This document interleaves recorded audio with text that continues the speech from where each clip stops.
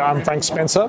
I head up the local activities for Cainmani, which is a Spanish-headquartered renewables project development house, although the majority of our project development activities are happening in South Africa.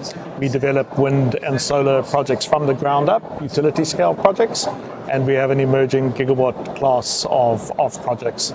My background is I am an engineer, worked in some of the very earliest rooftop solar projects in the early 2000s, and that led me down a path to having worked across South Africa and Africa on renewables projects, and now working on very large projects.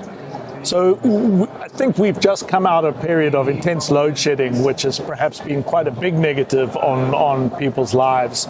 And what I think is super exciting about the South African energy landscape is that we are going through a transition from dirty fossil fuel-based electricity to clean electricity.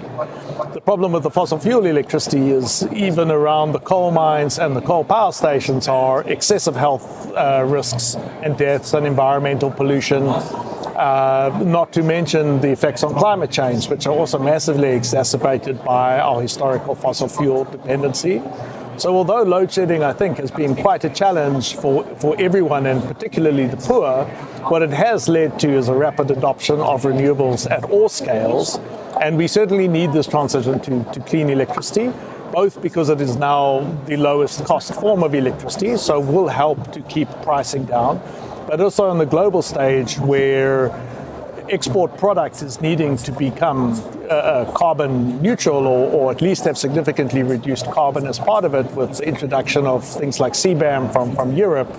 It's just in time that this massive scaling up of solar and wind is happening in South Africa. So the challenges tend to move depending on, I've often described this sector as playing a football game where they keep moving the goalposts, changing the size of the field, changing the size of the ball, the number of balls, the number of players. So I think today the challenges could be different from tomorrow. But perhaps one of the major challenges today is grid access. That it's not easy to get grid access through Eskom, or it's harder than it was.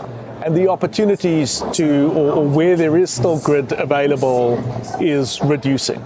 And so within the short term, we will probably take up all of the available capacity for new projects, which means we need new infrastructure on the grid side to be deployed, mostly in terms of transmission. And we're only just starting to roll the ball on that side in terms of fundamentally, we need transmission carved out of Eskom, which is happening and is imminent to have the National Transmission Company, and then to bring funds into that entity, whether it's public or private, to roll out this infrastructure. That's probably one of the major challenges that's approaching us really fast right now. I think regional cooperation is important, and certainly having more enablement through entities like the South African Power Pool to help provide balancing services and trading throughout the region can certainly help.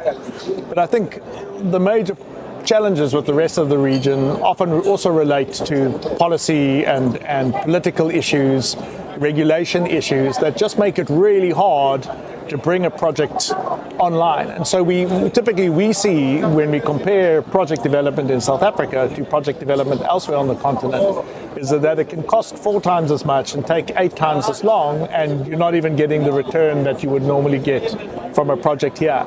And that's from all the regional challenges. So I think that does require political will to change the framework, and that would then change all of that cost paradigm as well.